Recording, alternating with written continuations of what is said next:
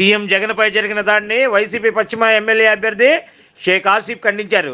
జగన్మోహన్ రెడ్డికి వస్తున్న ఆదరణ చూసి వారవలేకే కావాలనే టీడీపీ, జనసేన, బీజేపీ పార్టీ నాయకులు చేసిన కుట్ర ఇదని ఆరోపణలు గుప్పించారు.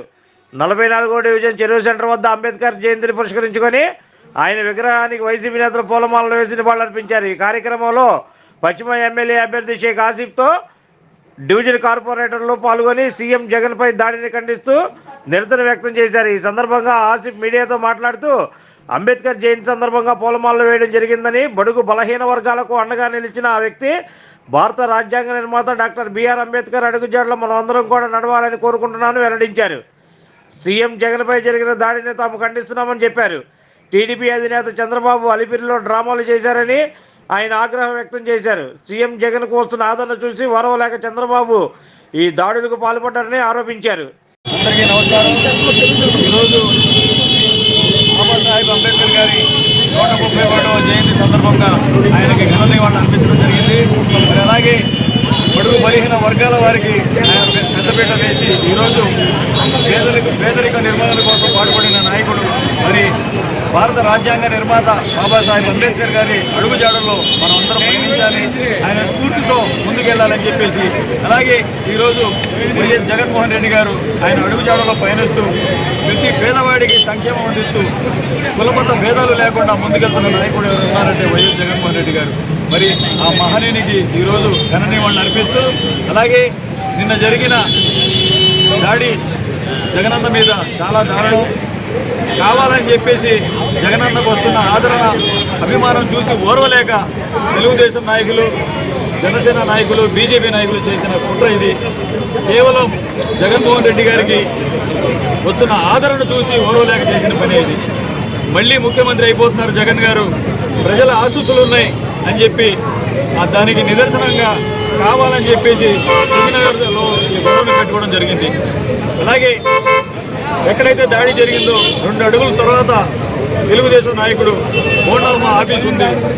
అలాగే ఈరోజు ఒకటే చెప్తున్నాం మేము, చంద్రబాబు నాయుడు కావాలని చెప్పేసి రాళ్లు ఇసిరండి అని చెప్పడం, పవన్ కళ్యాణ్ ఏమో తొక్కేస్తామని చెప్పడం, అలాగే నారా లోకేష్ కూడా నోటుకు వచ్చినట్టు మాట్లాడి రెడ్ డైరీలో నోట్ చేసుకుంటున్నాను, మీరు అరాచకాలు చేయండి, ఎంత అరాచకాలు చేసి ఎన్ని కేసులు పెట్టుకుంటే మీకు అంతా నేను చూసుకుంటాను, మీరంతా పదవులు ఇస్తానని చెప్పడం జరిగింది. ఇది ప్రజాస్వామ్యంలో ఇలా మాట్లాడడం ఎంతవరకు సబబు? కావాలని చెప్పేసి జగన్మోహన్ రెడ్డి గారి మీద బురద జల్లే కార్యక్రమాలు, అదే జగన్మోహన్ రెడ్డి గారి మీద దాడులు చేయడం అనేది ఎంతవరకు సబబు ఈ రాష్ట్ర ప్రజలు గమనించాలి. తప్పకుండా జగన్మోహన్ రెడ్డి గారు ఆయన శాంతితో మమ్మల్ని ఏమి తొందరపడొద్దు అని చెప్పి చెప్పబట్టే మేమందరం ఈ విధంగా ఉన్నాం. లేకపోతే ఎవడు ఒకడు ఉండడు అక్కడ. కావాలని చెప్పేసి మా నాయకుడి మీద కుట్ర పన్ని ఇలాంటి దారుణాలు చేస్తున్నారు. ఎవరిని ఉపేక్షించేది లేదు. రాష్ట్ర ప్రజలు గమనిస్తున్నారు. తప్పకుండా చంద్రబాబు నాయుడు కానీ, అలాగే పవన్ కళ్యాణ్ కానీ, బీజేపీ కానీ మూల్యం చెల్లించుకోవడం తప్పదని చెప్పేసి ఈ మీడియా సోదరులు హెచ్చరిస్తూ, జగనన్న మీదకి దాడులు దొంగ దాడులు చేయడం కాదు, దమ్ముండే రండి ప్రజాక్షేత్రంలో తేల్చుకుందాం. అంతేగాని కావాలని చెప్పేసి మా నాయకుడి మీద దాడులు చేయడానికి మీరు పన్నాగం చేస్తున్నారు. ప్రజలు గమనిస్తున్నారు. తప్పకుండా మీకు ఇక్కడి నుంచి ప్రజలు బుద్ధి చెప్పినా మీకు బుద్ధి రాలేదు. తప్పకుండా మళ్ళీ ఎలక్షన్లో బుద్ధి చెప్పే రోజులు దగ్గరలో ఉన్నాయి. చంద్రబాబు నాయుడికి, పవన్ కళ్యాణ్కి, నారా లోకేష్కి, బీజేపీకి గట్టిగా ప్రజలే బుద్ధి చెప్తారని చెప్పేసి మీడియా సోదరులుగా తెలియజేసుకుంటాను. అందరికీ తెలుసు అలిపిరిలో చంద్రబాబు ఎలా డ్రామాలు చేశాడో. డ్రామాల నాయకుడు ఎవడున్నాడంటే చంద్రబాబు నాయుడు. జగనన్న నిత్యం ప్రజల్లో ఉన్నాడు. అలాగే ఆయన ఉన్న ఎస్కార్ట్స్ కూడా అడ్డు పెడుతున్నా సరే, మొత్తం ఏదైనా సరే, పూలు జల్లుతున్నా సరే, అడ్డు పెడుతున్నా సరే, వద్దు, ప్రజలు నాకు ఆదరాభిమానంతో నాకు పూలు జల్లుతున్నారు, మీరు వాళ్ళకి అడ్డు పడొద్దు అని చెప్పేసి ఆయన ప్రజల ముందుకు వెళ్తున్నారు, ప్రజల్లోకి వస్తున్నారు. కావాలని చెప్పేసి వాళ్ళలాగా దాడులు చేయడం, లేకపోతే ఏదో క్రియేట్ చేయడం అనేది మా నాయకుడికి తెలియదు, జగనన్నకి తెలియదు.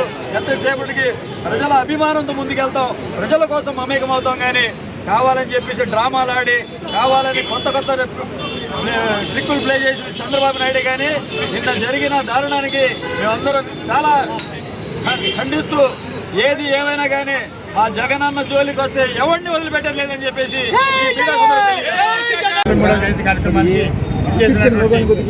పశ్చిమ నియోజకవర్గ వైఎస్ఆర్ కాంగ్రెస్ పార్టీ అభ్యర్థి షేక్ ఆసిఫ్ గారికి ధన్యవాదాలు తెలియజేస్తున్నారు. డాక్టర్ అంబేద్కర్ గారు ప్రపంచంలోనే గొప్ప మేధావి. వాళ్ళ ఐక్యరాజ్య సమితిలో 193 దేశాల సభ్యత్వం ఉన్నటువంటి ఐక్యరాజ్య సమితిలో ఆయన యొక్క జయంతి కార్యక్రమాన్ని నిర్వహిస్తున్నారంటే అది అంబేద్కర్ గారి ఖ్యాతి. అంబేద్కర్ గారు ముఖ్యంగా మహిళల కోసం ప్రత్యేకమైనటువంటి చట్టం ఉండాలని చెప్పి మహిళల కోసమే రాజ్యాంగంలో పొందుపరిచి ఆ ప్రభుత్వానికి ఆనాటి కాంగ్రెస్ ప్రభుత్వానికి వ్యతిరేకంగా ఆయన రాజీనామా చేయడం జరిగింది. అట్లాగే అనేకమైన పోరాటాలు మహిళల కోసం, బీసీల కోసం, బడుగు బలహీన వర్గాల కోసం అంబేద్కర్ గారు పోరాటం చేశారు. ఇవాళ 133 సంవత్సరాలైనా కూడా అంబేద్కర్ గారిని గుర్తుపెట్టుకొని ప్రపంచవ్యాప్తంగా ఇవాళ అనిపిస్తుంది.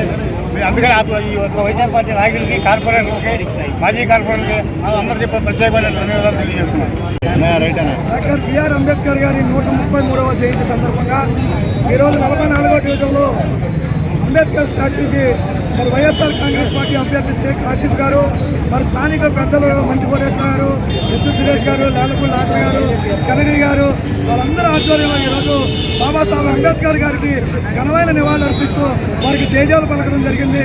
ఇది ఏదైతే బాబాసాహెబ్ అంబేద్కర్ గారు రాసినటువంటి రాజ్యాంగంతో అనుగుణంగా ప్రతి ఒక్కరు కూడా నడిచే విధంగా ఈరోజు రాష్ట్ర ప్రభుత్వం వైఎస్ జగన్మోహన్ రెడ్డి గారి ప్రభుత్వం నడుస్తుందని చెప్పి సంఘాబద్ధానికి మీ మీడియా ద్వారా తెలియజేస్తున్నాం.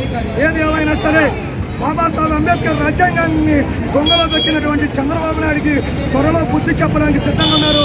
నిన్న ఏదైతే జగన్మోహన్ రెడ్డి గారి మీద జరిగినటువంటి దాడిని పూర్తిగా తీవ్రంగా వైఎస్ఆర్ కాంగ్రెస్ పార్టీ శ్రేణులు, అభిమానులు అందరూ కూడా ముక్తఖండంతో ఖండించడం జరుగుతుంది. చంద్రబాబు నాయుడు ప్రజాస్వామ్యంలో కూలీ చేసే విధంగా ఈ యొక్క చంద్రబాబు నాయుడు తీరుని ప్రజలందరూ కూడా గమనిస్తున్నారు. ప్రజల్లోని మమేకమై నిత్యం ప్రజల్లో ఉంటున్నటువంటి జగన్మోహన్ రెడ్డి గారిని ఈ విధమైనటువంటి దాడులు చేయడం అనేది మంచి పద్ధతి కాదని చెప్పి చంద్రబాబు గారికి తెలియజేస్తున్నాం. ఈ రోజైనా సరే ప్రజలందరూ కూడా ఇప్పటికన్నా చంద్రబాబు నాయుడు బుద్ధి తెచ్చుకొని ఈ యొక్క ప్రతి ఒక్కరు కూడాను ఈ యొక్క దాడిని ప్రజలందరూ కూడా ఖండిస్తారని చెప్పి మీ మీడియా ద్వారా తెలియజేస్తూ మరొకసారి బాబాసాహెబ్ అంబేద్కర్ గారికి ఘనమైనటువంటి